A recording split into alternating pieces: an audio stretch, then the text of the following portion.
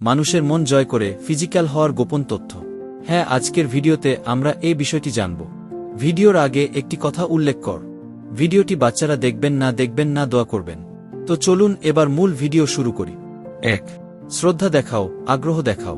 যখন তুমি কাউকে গুরুত্ব দিয়ে কথা বলো, তার মতামতকে সম্মান করো, তখন সে অনুভব করে এই মানুষটা আমাকে বুঝতে চায়, আমি তার কাছে গুরুত্বপূর্ণ। তাকে তার পছন্দ, চিন্তা বা পরিবার নিয়ে জিজ্ঞেস করো, কিন্তু সীমা মেনে।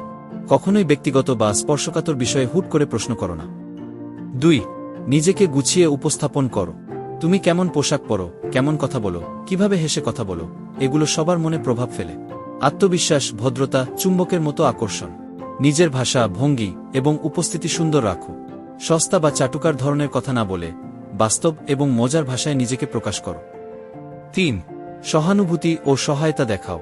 মানুষ তার কষ্ট বা সমস্যার সময় যে পাশে থাকে, তাকে সহজে ভুলতে পারে না। আপনি কেমন আছেন? এই প্রশ্নটা যদি মন থেকে করা হয়, তার গভীরতা অনেক।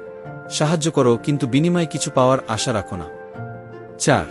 ভালো শ্রোতা হও, তর্ক নয়, বোঝার চেষ্টা করো। কেউ যখন কথা বলে, সত্যি মনোযোগ দিয়ে শুনো। অনেকেই শুধু জবাব দিতে শুনে, কিন্তু বোঝার জন্য শোনে না। মাঝে মাঝে শুধু একটা সায় দেওয়া, বুঝতে পারছি, এটাই যথেষ্ট। তর্ক না করে যুক্তির সাথে নিজের মতামত দাও। 5. নিজেকে উন্নত করো, মেধা, ব্যবহার, উপস্থিতি।